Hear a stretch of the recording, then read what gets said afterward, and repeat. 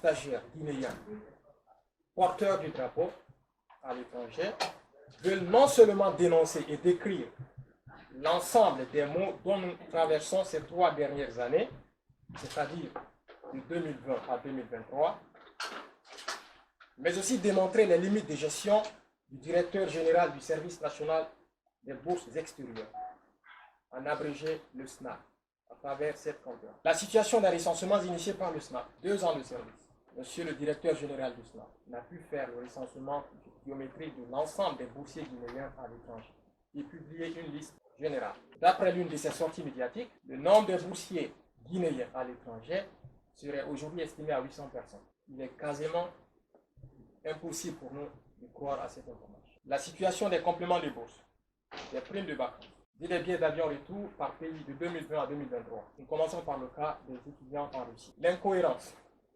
entre le contenu du communiqué officiel du SNAP du 19 juin 2023 et l'état de paix disponible au niveau de l'ambassade à Moscou.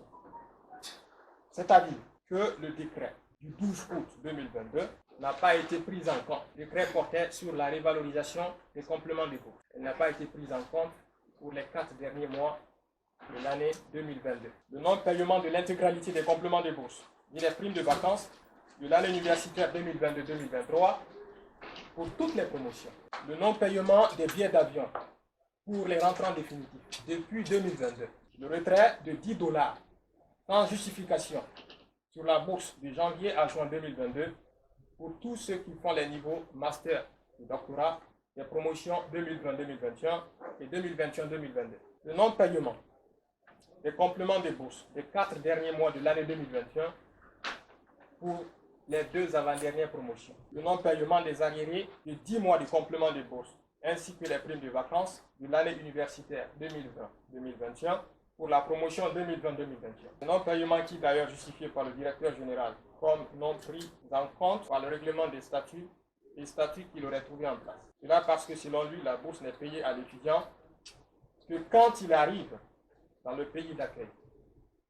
Une situation qui ne nous est jusqu'ici pas justifiée. Les boursiers guinéens au Maroc exigent le paiement de 10 mois de complément de bourse, des primes de vacances, au compte de l'année universitaire 2022-2023 pour les étudiants de la première année. Ensuite, ils exigent le paiement de 6 mois de complément de bourse et des primes de vacances de l'année universitaire 2022-2023 pour les étudiants des anciennes promotions. En plus de ça, 14 étudiants ont été omis de la liste, sans justification, alors qu'ils sont en situation de classe. La situation des boursiers guinéens au Cuba, comme le cas de la Russie, la révalorisation des bourses conformément au décret du 12 août 2022 n'est pas prise en compte pour l'état de paix des 4 derniers mois de l'année 2022, donc de septembre à décembre. Le non-paiement de l'intégralité des compléments de bourse, des primes de vacances de l'année universitaire 2022-2023. La non-prise en charge, ensuite, le non-paiement des compléments de bourse, des primes de vacances, des boursiers spécialistes depuis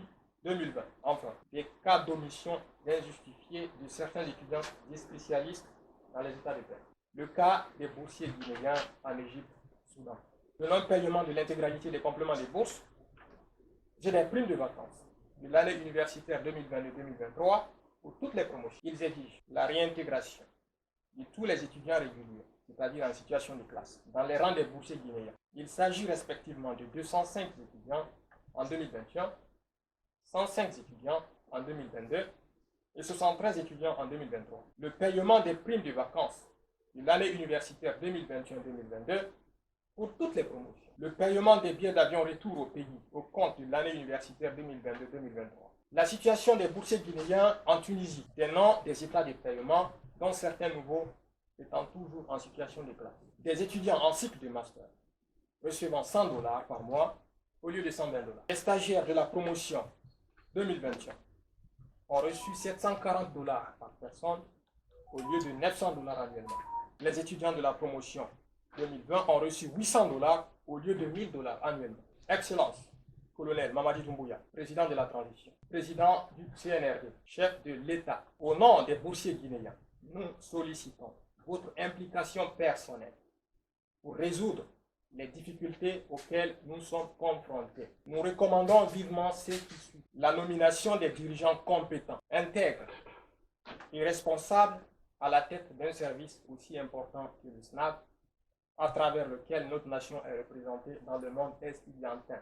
Le paiement de l'intégralité des compléments de bourse, dit des primes de vacances, de l'année universitaire 2022-2023 pour tous les boursiers conformément au décret de la révalorisation des bourses d'entretien, ainsi que les arriérés des années comme catégorisées ci-haut et par pays d'accueil. Le paiement des billets d'avion pour tous les rentrants définitifs depuis l'an 2022. L'alimentation des caisses de sécurité sociale, la publication des listes de paiement par pays d'accueil et de la liste générale des boursiers guinéens au début de chaque année académique. En tout état de cause, nous n'excluons pas d'organiser des sittings devant la direction générale du SNAP et les représentations diplomatiques et partout où besoin se fait sentir.